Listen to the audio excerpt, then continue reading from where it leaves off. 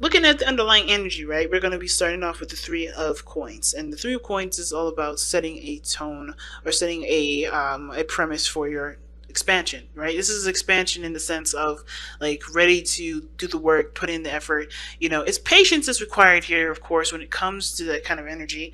But because of course you're waiting for whatever you've been manifesting to come in, you've been putting in the work. But I feel like as well, right? This is you guys, considering. Oh, excuse me. No, that's not the Three of Wands. I'm sorry. It's the Three of Pentacles. I don't know. I've seen that as Three of Wands, but this is honestly you guys planning for the future, trying to figure out, based off of everyone's weaknesses and strengths, how you guys can move forward. What benefits, what you guys, what you guys benefit from the most working together. That whole dynamic, right? Figuring out what your dynamic brings to both, what does both of your sides bring to the table, if that makes sense. Like, what do you do that can help the other person? What does the other person do that can help you? But also it's just about figuring out, which, if there's a future at all to even be had in the first place, right? Trying to figure out if there is even a future between you and this individual. Right? The reason why this Three of Pentacles, Three of Coins is coming up is because of the Ace of Wands. And I think I just messed up this deck too. Okay, but awesome. With the Ace of Wands. Okay. Damn. You all started out taking action on the relationship. This is something that you wanted, you went after it. Definitely no holding back whatsoever. And this is now about, I think you guys went with passion, went with your heart. You didn't really, think about how the future would turn out. You were just in the moment with it, which is not a problem at all. So now you guys are contemplating and thinking about what plans need to be made going forward. Because there is something, there's either this was reconciliation for you guys. The Ace of Wands can indicate that, you know what I mean? But I feel like there is something like there's something real about this relationship that obviously you want to take to the next level. You just don't know what, you just don't know how, you just don't know what dynamics exactly is, of the relationship is really going to help you move forward. But you're planning that, you're planning forward, you're getting ready for expansion and moving forward, right? And building of some sort of stability of, a long-term commitment, some sort of legacy together.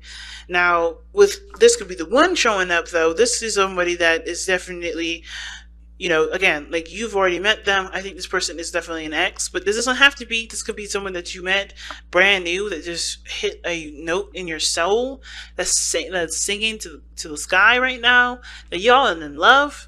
And I think that's, you guys are just ready to just make this a reality, make this real in the sense of like starting to, expand in love of some sort. It's exciting. Now, starting off with this person here, pick the side, whichever side resonates with y'all the most. But this person, what they're, not really what they're, what they're thinking of going into the relationship is the Knight of Swords. They're ready to fight for it. This person is fighting for this relationship. They are adamant about having the victory that they feel that this relationship can bring them, right? But the thing is too, that the Knight of Swords is going into it tunnel visioning. He's not looking at other perspectives or other ideas. This person is totally going into it with their own way of thinking, their own style, their own whatever. So they're not really open to different things, which is why the Hangman is coming up for this person. This person is like adamant about fighting for something, fighting for this relationship. They truly want this relationship to happen and for this to be prosperous. But considering that they've got other stuff in here that talks about either going within or stagnancy, they have some things that they have to kind of become open about and surrender to in order for it to really start to cultivate. Now, the other person has the Ace of Cups. Now, this is, for them, this is like a brand new, this is an emotional, excuse me, I would say this is a new love thing. This is a new opportunity in love, and they do see this as that, but they also see this as an opportunity for spiritual growth. They see themselves as growing emotionally, spiritually, and allowing and trusting their intuition a lot more. This is trusting themselves a big time, because this is a door that's opening to their hearts. And I think this is for them a learning experience for themselves as well, because this is tapping into their emotional space that honestly is, they probably never really go in very go into very much, right? This is someone that's very, very, probably very focused on other things, but not their emotions. So this is an opportunity to truly delve into their feels, to truly, figure out their ins and outs of what they, of their hearts, and ultimately too, going after what they want.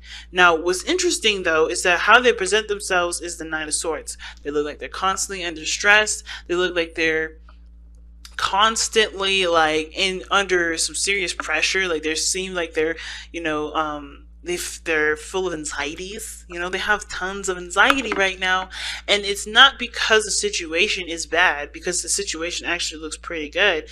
It's because they have they're not seeing the situation externally. Okay, I see why I was thinking the Three of Wands, because the Three of Wands is actually right here. Okay, but anyway, I knew that I'm like, why am I talking about the Three of Wands and it's not even in this reading? It is in this reading, but anyway. But this person is coming from a place of anxieties and stress and doubts and worries and all this and fears, right? They're coming from a place of not really empowering energy. So of course, right, this is allowing them to have faith, and this is a spiritual growth process for them, because this is about believing in themselves, trusting in themselves, and being okay with going along with it, with how they feel, and trusting that they can accomplish the things that they want to accomplish, despite the noise and the craziness that their mind will come up with that isn't really true. Because the Nine of Swords is about, it's all the stress and stuff that's accumulated and that's come up in the mind, right? This is coming from the mind, and it's not actually coming from the physical situation at this moment, because if that was the case, this person wouldn't have their eyes covered, as you see, right? This person is actually holding their children, it looks like, holding their children and looking out at the darkness of the swords. So, it's interesting with this deck, because this person actually is seeing the situation outside, but they're looking towards the darkness, right? They're looking towards that dark spot, the darkness in the crevices of their mind. If swords are representations of thoughts, they're looking at the darkness of their mind, the darkness of the thoughts. So they're not able to really see the situation clearly, because they're not looking at the situation. They're looking at the thoughts. They're looking at the things that either they've experienced in the past that they don't want happening again, or they're just not very, they don't feel very secure. Okay. Now, that being said, this person here has got some things to change as well. Like, for instance, with the Hanged Man coming up, right? It talks about surrendering to a different perspective.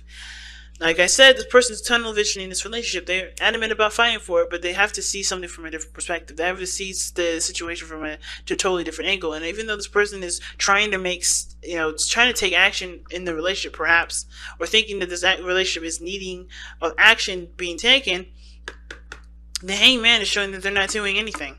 And it's not because they can't do anything. It's just because that they're the way that it's like they're hitting a brick wall with the way that they're going about it, and they have to hit a different. You have to see something from a different perspective. They have to go about it with a new idea or a new way of kind of thinking and communicating in order for there to be an impact. Because I think this person is like, no matter how hard this person is coming at them, there's no effect. Right? This person is in a situation where there's no changes, nothing changing. The situation is still fucking the same. But the thing is that if they see this person from their perspective, right? If they take a look at their, this person, or put the shoes on of this person, they'll be able to understand what they need to do in order for there to be progress, right?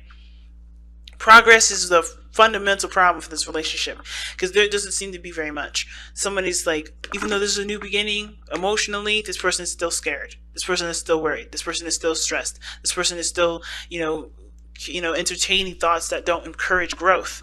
At the same time, this person here is not able to do anything differently, because they're hitting a brick wall with the other person. They can't change it because they're not seeing the situation from the perspective that they need to see it in order for things to change, right? So they have to kind of like wear the shoes of the other person in order for them to understand and to create true progress. So, and that's hard, right? I'm going to actually pull another one for that, because I'm going to see what do you guys need to see of this other person. And it's going to be very different for a lot of you guys.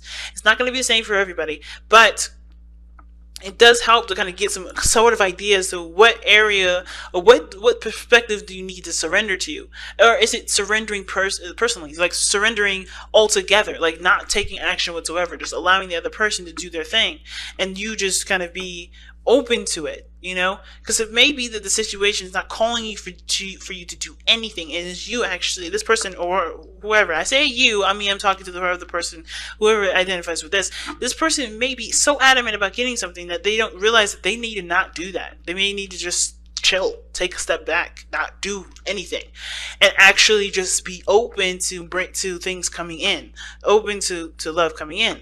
Because if they're doing too much, if this person's doing too much, they're going to be, it's like forcing a situation, right? You're going to be, you know, possibly doing the opposite of what you want, right? Instead of making progress and being the person that always does something, you're always going to see situations that don't change.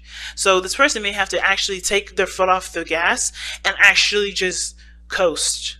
You know what I mean? Just coast with it, because that's what I'm getting. This person may just need to coast, and this person needs to just kind of like see that this, you know, the full throttle is no longer on for this person, and maybe that'll give them space to breathe. Who knows? But this person, the reason why they have the Hangman and the Knight of Swords in their mind space, right, is because of the Hermit. Obviously, this is someone that's definitely gone within, figured, you know, they know their power, they know their strengths, they've healed, they've done the things that they need to do to be able to go out there and fight for what they want, because they've taken the time out to figure out exactly what they needed within themselves and what they needed to know about themselves to be able to, you know, start even considering a future. But at the same time, I feel like this is someone that still kind of considers themselves on a solo mission and thinks that they need to do everything by themselves, which is why the Hangman is coming up here, because there's nothing that can happen if you're constantly in the state of, I'm going to do this by myself. I can make sure this happens. I can make it work.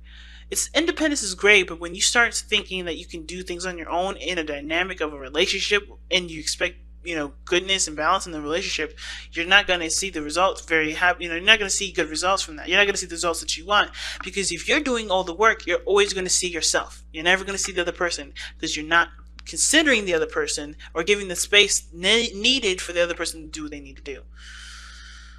Now, the other person, the reason why they're showing the Nine of Swords in the present, like, why they're looking like distressed all the time and under a serious amount of stress and anxiety, and the reason why they're thinking of the Ace of Cups, you know, being emotionally open, having, you know, taking this opportunity to grow emotionally and spiritually, is the Three of Wands. Is that they see that there is expansion, there's potential for greatness in the relationship. But of course, there's work that's going to be needed. And I think that this is the doubts of their capability of doing it, right? This is their doubts of their capability of making this future happen. And so it's not about whether or not the other person works with them or not. It's about if they can do the work that they need to do. If they can, you know, do what they need to do to accomplish that. And at the same time, this person may have done work before, and they may have, you know, they may have been, you know, doing some things in regards to the relationship to improve it, and they have yet to see the results of it. And I think here's the thing, right? I think it's going to take time, of course, understanding that there's going to need to be time dedicated to growing a healthy relationship, because nothing happens overnight. And I think this person's anxious because it hasn't happened yet. Something that they've been, you know, improving, right, is not quite yet ready to come in yet, because they're not in a position of accepting that. So they're not open to it either. Even though they know this is a brand new beginning, their hearts have to be open. They're not open to it because they're stressed about what could go wrong. If they stop thinking about what could go wrong and be open to the possibilities of greatness to come into their lives, things can really start to grow and prosper. But right now, this person has to find the faith in the self, and the relationship is helping them do that. It's forcing them to look at themselves and figure out where their strengths are, so that way they can expand in their life. Because the King of Pentacles, it's interesting, what brought you two together is the King of Pentacles. Independence and stability that you guys show yourselves, right? It's very interesting. I'm actually going to pull an extra card for that, because I don't quite know why the King of Pentacles is coming up for, you know, what brought you two together. It could have been that a Taurus brought you two together. It could have been that, you know, financially you guys were, you know, set. But the King of Pentacles knows his worth, knows his value, ready to commit. The King of Pentacles. Why is the King of Pentacles coming up as the reason as to why Sagittarus and their soulmate is together? The King of Wands. Wow, damn. Excuse me, guys, my throat's going crazy. But the King of Wands is the reason as to why the King of Coins, or the King of Pentacles, is what brought you two together.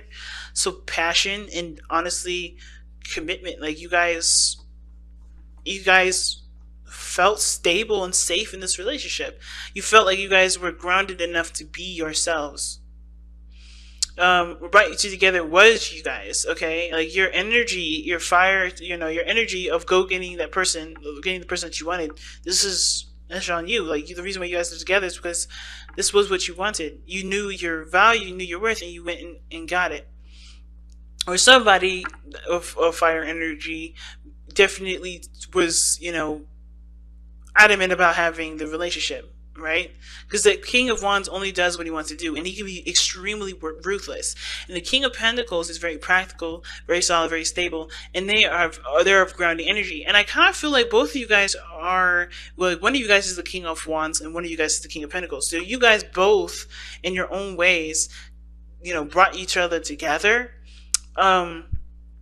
Like somebody was definitely passionate, was on a passionate kick, and somebody was like choosing, I don't want to say choosing a safe option, but they felt like they can build a relationship with you. They felt that, one of you guys is the King of Pentacles in this situation, pretty much what I'm saying. The King of Pentacles was the person that sought the relationship out, felt like they can definitely dedicate their time and energy to building something of stability, something of long-term and committed energy here. And the other person was purely on passion and excitement and the feeling of being in the moment with this individual, right? It wasn't long-term, figuring things out. Which is why the other person may be not really in a very practical space, right? Somebody's looking at the long-term, well, the other person wasn't. Okay, and I think the person too, in some weird way, the King of Pentacles either was a person that that was open to providing stability for somebody that had this creative energy that they needed, that honestly needed that space. And then at the same time, with the King of Pentacles, they may have been seeking out stability, and the other person was seeking out passion, right? So it's interesting, but you have two masters here, two masters of practical thinking, of stability, comfort, routine, patterns. Like someone is very structured in the way they are. And the King of Wands is this flamboyance, unique themselves, not really thinking about the future too much, just being in the moment. But the challenges you both face is the Eight of Coins, which is progress, hard work towards a stable, an outcome. And there's no progress being made. And it's mostly because I think there's a dynamic in the relationship that's showing that's needing a bit more, belief in love and care. Okay. Wow. Very interesting reading, family. But, wow. I don't know. I don't know what else to say, to be honest. I think I've said everything.